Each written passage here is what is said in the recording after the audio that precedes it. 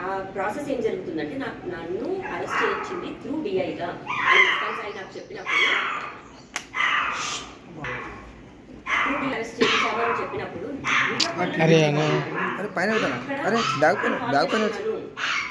ఆఫీసర్తో మాట్లాడుతున్నాను నాకు కలిసి చెప్తాను అన్న ఒక మాటకి మీరు కలిసి చెప్తా అన్నారు కదండి ఏంటి అని అడిగితే ఆయన నేను ఇప్పుడు బయట ఉన్నాను పార్టీలో ఉన్నాను అని అన్నప్పుడు నేను అది నిజం నాకు రావాలి. ఇప్పుడు నేను అతనితో పర్సనల్గా మాట్లాడుతున్న ఒక కాల్ అయితే మస్తాన్ సాయిని వీడియోలో పెట్టుకొని మాట్లాడాల్సిన అవసరం లేదండి. ఇప్పుడు అతను వాళ్ళ డాడీ మేము పోలీసులకి డబ్బులు ఇచ్చాము ఇతను కనిపించాము చార్జ్షీట్ మార్పించుకుంటున్నాము అని అతని దాంట్లో అతను చెప్పుకున్నప్పుడు నేను తప్పించుకోవడానికి నేను ఒకటి చెప్పుకోకూడదా? నేను ఒక్కదాన్ని ఆడుతున్నాను, ఆడదాన్ని 10 మంది ఉన్నారు దీని చుట్టూ.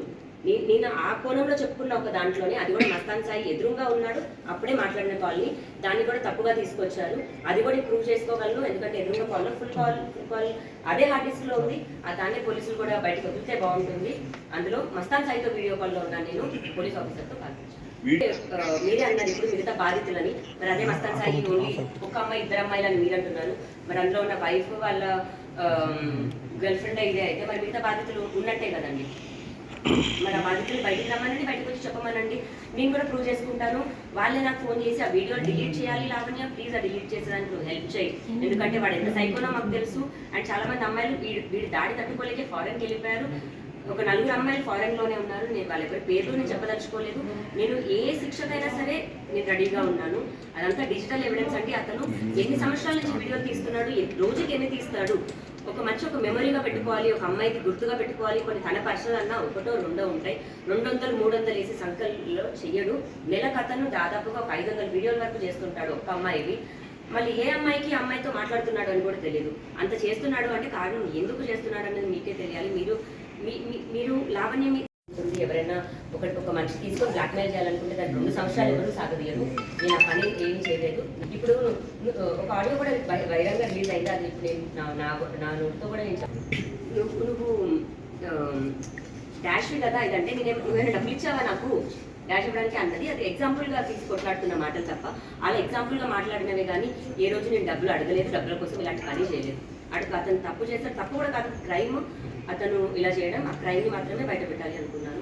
ఎందుకంటే అతను ఫ్యూచర్లో ఇంకా ఇది ఆగట్లేదు. 2 సంవత్సరాలు అవుతుంది. అతను మీద పెట్టిన కేసు 1.5 year అవుతుంది.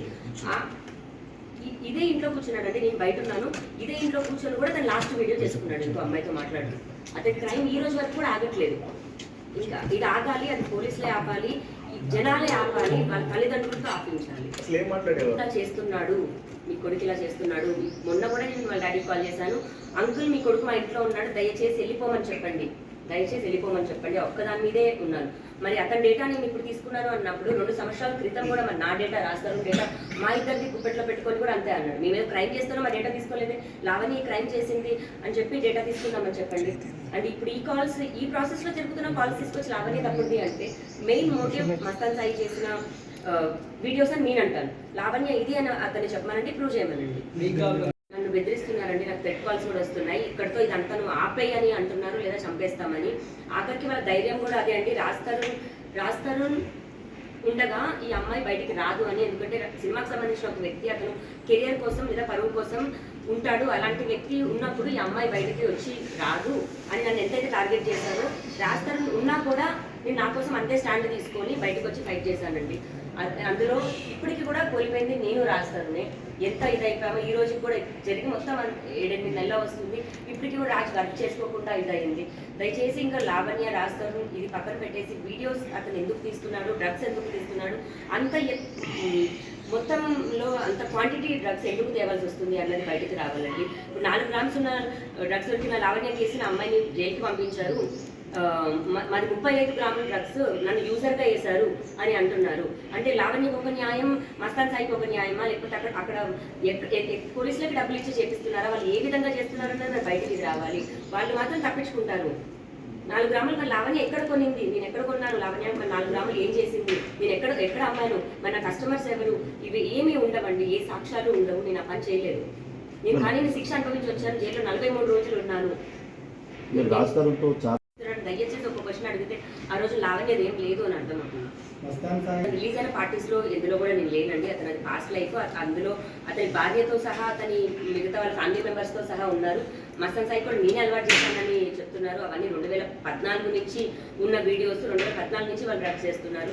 మొన్నటికి మొన్న 150-130 గ్రామ్స్ ఎంతో తీసుకొచ్చి మా ఇంట్లోనే పెట్టాలి అంటారు. చాలా ఆడియోస్ వచ్చాయి, మా ఇంట్లో ఎలా పెట్టాలి, ఎలా ఇరికించాలి అని. అంటే జస్ట్ బికాస్ నేను బయటకు వచ్చి కేసు చేశాను అన్న దాంట్లోని డ్రగ్స్ అన్ని మా ఇంట్లో పెట్టాలి అని ప్లాన్ చేశారు. ఆ బస్ డీటెయిల్ తో సహా పోలీస్ వారి దగ్గర ఉన్నాయి. ఆ రోజు డ్రగ్స్ వచ్చాయి, హైదరాబాద్ కూడా డ్రగ్స్ వచ్చాయి, 137 గ్రాముల డ్రగ్స్ వచ్చాయి హైదరాబాద్.